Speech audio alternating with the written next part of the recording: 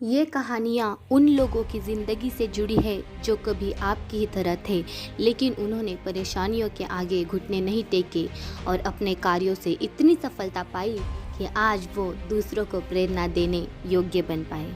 असफलता सफलता से कहीं ज़्यादा महत्वपूर्ण है। सभी के जीवन में एक ऐसा समय आता है जब सभी चीज़ें आपके विरोध में हो रही हों और हर तरफ से निराशा मिल रही हो। चाहे आप एक प्रोग्रामर है या कुछ और, आप जीवन के उस मोड़ पर खड़े होता है जहाँ सब कुछ गलत हो रहा है। अब चाहे ये कोई सॉफ्टवेयर हो सकता है जिसे सभी ने रिजेक्ट कर दिया हो, या आपका कोई फैसला हो सकता है जो बहुत ही भयानक साबित हुआ हो।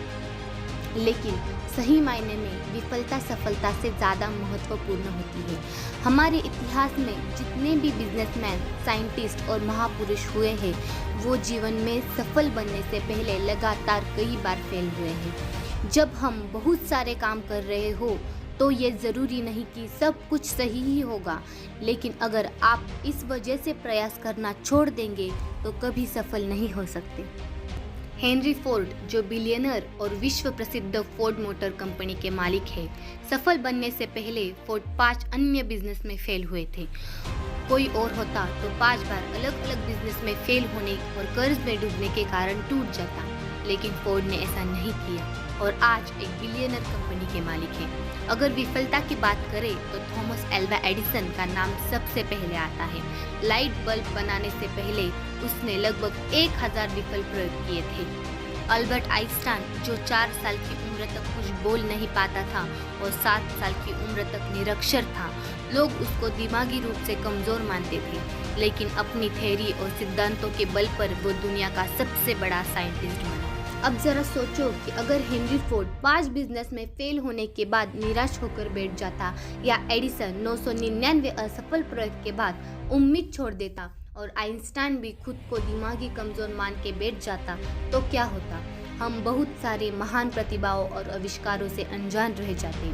तो मित्रों, असफलता सफलता से कहीं ज़्यादा महत्वपूर्ण है। असफलता ही इंसान को सफलता का मार्ग दिखाती है।